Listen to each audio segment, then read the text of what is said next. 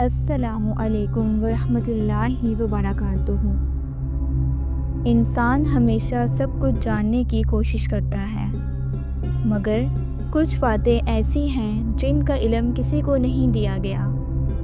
یہ صرف اللہ تعالیٰ کے علم میں ہیں، اور رسول اللہ صلی اللہ علیہ وآلہ وسلم نے ایک حدیث میں ہمیں اسی حقیقت سے آگاہ فرمایا۔ اور حضرت ابو ہریرہ رضی اللہ عنہ نے تھوڑے اختلاف سے روایت کی۔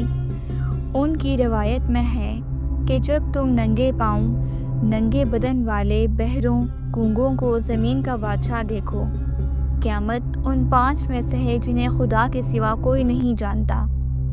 پھر یہ آیت تلاوت کی کہ قیامت کا علم اللہ ہی کو ہے، وہ ہی مینہ برساتا ہے۔ وضاحت: اس حدیث میں ہمیں 2 بڑے پیغامات دیے گئے ہیں۔ پہلا یہ کہ قیامت کی کچھ نشانیاں ظاہر ہوں گی، جن میں ایک یہ ہے کہ دنیا کی بادشاہت اور اختیار ایسے لوگوں کے ہاتھ میں آ جائے گا جنہیں دیکھ کر کوئی سوچ بھی نہ سکے۔ دوسرا یہ کہ رسول اللہ صلی اللہ علیہ وآلہ وسلم نے 5 ایسے غیبی علوم کا ذکر فرمایا جنہیں صرف اللہ تعالیٰ جانتا ہے۔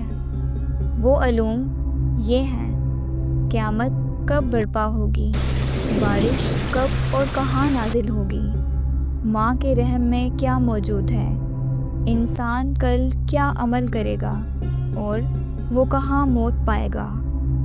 ان 5 امور کو علوم خمسہ کہا جاتا ہے، یعنی نہ سائنس، نہ حساب، نہ عقل، کوئی انسان ان رازوں تک نہیں پہنچ سکتا۔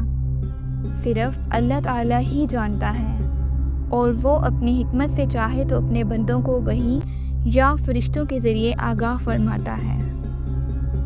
اس کا مقصد یہ ہے کہ انسان غرور اور گھمنڈ سے باز رہے، اپنی تدبیروں پر نہ اترائے، بلکہ ہر حال میں اللہ پر توکل کرے اور اس کے علم و قدرت کو پہچانے۔